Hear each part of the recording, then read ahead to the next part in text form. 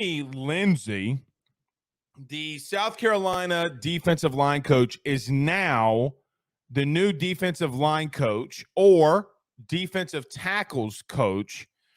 Let's just call it D-line coach for argument's sake. At LSU, that news was broken today. Brian Kelly told you 3 weeks ago that in 3 weeks he was going to make his selection as defensive line coach. And almost 3 weeks to the day, Brian Kelly goes out and makes his defensive line search or defensive line hire. I understand your concern. South Carolina had some issues in the running game last year. Jimmy Lindsay he's not had the notable notoriety of being at multiple SEC schools. I understand that. I understand that LSU at times over the last couple of years has had struggles in the running game, especially defensively. I would make the argument last year was the best year that they've had even since 2017 or even 2018 when Devin White's last year. But from a statistical standpoint, LSU has not been up to par or to snuff in the run defense part of things in quite a while. You remember the last couple of years under Orgeron. You were the last year under Orgeron until they kind of switched some things up and Orgeron got his hands out of the defense. You literally were 126 out of 130 teams in rush yards allowed. You got better throughout the season. You get out the hundreds this year, you get into the 60s. LSU's rush defense, guys, was not good at a lot of times. You had teams like Alabama, Tennessee, Texas A&M, and Florida State that did some really good things against you in the run game. That might worry you because we don't know a whole lot about Jimmy Lindsay. You know who else we didn't know a lot about? Robert Steeples. You know who did not have a massive resume in college when it came to being a guy for DBU, which, by the way, I don't know if you know this, but passing yards allowed, LSU was in the 30s. They were in the low 30s, I might add, too. What do we know about Robert Steeples? I do agree with some of the argument, if not a little bit more of the argument, that you sit in a situation where, yes, you can say, trust Brian Kelly on the hire, but is this guy enough? Well, I will just tell you, I will sit and lean at the current moment on the scenario and thought process on that Jimmy Lindsay's going to be okay. Here's the caveat to this that I don't think people are realizing. You do know that John Jancic and Coach Lindsay are going to be in the same room and going to be together on this defensive line. So it's not as if that he's going to be out there alone. He's going to be out there with John Jancic, who has been a defensive coordinator before in the SEC. He's also a guy that knows what Matt House wants to do. He's worked with Matt House. He knows his defense. He's been in a lot of the same defenses before. He's been at Illinois. Then when Illinois' DC got hired at South Carolina, he went along with him. He knows what Matt House wants to do. Sometimes you're going to have to give up a little bit if you get into a situation where Brian Kelly trusts Matt House, he trusts this hire enough, because when Brian Kelly was at his press conference, he seemed a little giddy about it. He seemed a little giddy about him when he was asked about his defensive line coach and who he would go out there and get. I think I'm just going to lean on BK's knowledge on this one. I think a guy that we didn't know a lot about, and Robert Steeples replaced a guy in Coy Raymond that nobody wanted to leave. You know, I'm old enough to remember when people in this media corps were going on their shows and legitimately griping and complaining about Coy Raymond leaving. Well, I just want to throw this out there. LSU again, was in the 30s. They were in the 100s last year when it came to passing yards allowed. They climbed 70 spots. Why take that big of a leap and a risk on a guy that has had some struggles the last 2 years? Now, the argument can be asked. The argument can be, or the position can be asked. Did Jimmy Lindsay have enough talent or depth that LSU does? Here are a couple names that we have not talked about this offseason that everybody in that building is talking about. Number one, Jordan Jefferson. No, we're not talking about the quarterback from Destrehan and Jordan Jefferson. We're talking about the defensive tackle that came from West Virginia. Pick up the phone or talk to anybody that you know that's inside that building. They will tell you that Jordan Jefferson is going to be a guy. You get Mason Smith. You get back. You get Mekhi Wingo back. What can you do on the edge is going to be a big deal and a big thing. Harold Perkins will be there as well.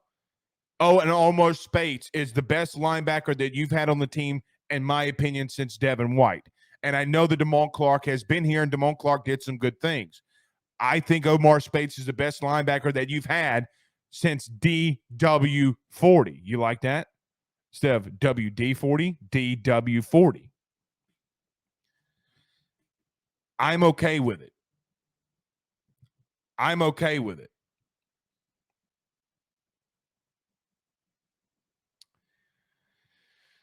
We'll see. I know Patrick Queen's involved in there. I think Patrick Queen might be I think he might be, well, he just tweeted something. Y'all go check it out. And cuz Baltimore just drafted a linebacker. They just drafted a linebacker. I don't think he's too happy about it cuz he doesn't have a new deal. Either way, I'm fine with this pick. I'm fine with them going and getting him. Now, again, worried about it? No. Aware? Yes. I feel like I've said that a lot this week. Do I love it? Not really. Do I know enough about what he can bring and do? Also not really. But what I also do know is you've had Orgeron, you've had Andre Carter, and your defensive run game has gotten worse. It took Brian Kelly to come in and kind of try to stabilize it, and you already had pieces along that defensive line. At this point in Mason Smith's career, at this point in Mekhi Wingo's career, I don't think that there's any D-line coach in the country not named Pete Jenkins that would come in right now and teach them more than they don't already know. You mean to tell me that Jamar Cain, who's been around the block for a long time, is not going to teach them things that they don't need to know and do and move? Maybe Mason Smith to an extent because he hasn't played, in a whole year. But I saw the mic'd up stuff with Lindsay, with Coach Lindsay. I like it. Not a big screamer. He's about the technician part of it. Now, recruiting, he did do some really damn good, interesting things at South Carolina in recruiting. One thing you do got to give him is that Clemson poaches a lot of defensive linemen. That's not all on him. And he needs help from his head coach. In South Carolina, he got one of the better defensive linemen that, by the way, LSU could not reel in, I might add. LSU was after Xavier McLeod really hard. They couldn't pause. They could not get him into Baton Rouge. Does he follow his D-line coach? We'll sit here and we'll find out. Nevertheless, I don't think it's a bad pickup. I also don't think it's a great pickup either. The question that a lot of people are going to ask is about Bo Davis. Let me say this right now about Bo Davis. And I'm going to be cautious here. I just don't think the timing was right for him. It stinks. It sucks. However, I don't know if Bo wants to coach that much longer either. He's made it known to some people that, Pooh, what's the thing that people say when they're about to retire? Maybe just like, I'm tired, or I want to get out. I'm not saying he's going to do that, but he's made that known to some. We'll see. If Sarkisian has another bad year, we'll also see.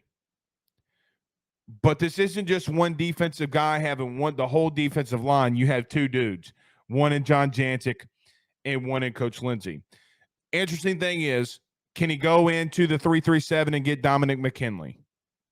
Now, if he can do that, you led for Collins. You're starting to lead for Colin Simmons. I feel confident in where you sit there. I feel confident in where LSU sits with a couple of these guys. I know that sounds like a sunshine pumper take, but you go into the SEC and get a D-line coach, and you've had some big names before and they haven't panned out. I wouldn't say panned out. They haven't been to what you thought they would be. Being 60th in the running game is not going to lead you where you need to go, in my opinion. You want to go to a national title, you're going to have to get in those 50s, unless you have a transcendent quarterback like Joe Burrow. Maybe Jaden is. Who knows? Stephen Fry, a good friend over at Fry Construction, he says, I've done my time. It's a good way of putting it. Let's see what Bo Davis does. And look, man, he's making $2 million a year. Another question that LSU had to ask, would they pay $6 million in buyout money to go get a D-line coach?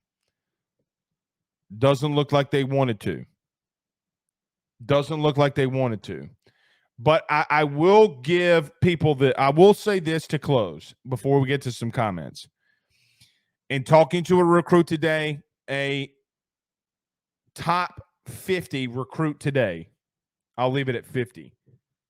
A lot of people are starting to like John Jancic, especially those guys on the edge. So if he's doing some good things in recruiting, you'll have two guys there. I do like that. Okay. Let's get to a couple comments. Brandon Reed says he'll recruit better players at LSU. He will have the ability to.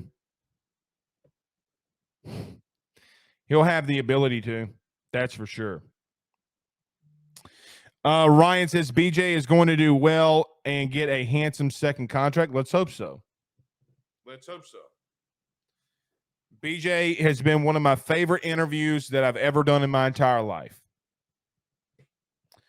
Bayou Bingo 84 says, what I don't get is how BJ Ojulari didn't go in the first round. What I don't get is somebody told Pooh Bear myself that they saw Kayshawn Booty at LSU track meet tonight. Yeah, Pooh, he's at the LSU track meet. So yeah, we hadn't had another Tiger taken, have we? I think he's the only one. How crazy is it that you won the West and you only have one draft pick through almost three? And you know what's so wild? You had 10 when you went 5-5. That's wild, man. That's wild. Some of these guys that are coming out in the next couple of classes, though, like Harold Perkins, Jane Daniels. Yeah.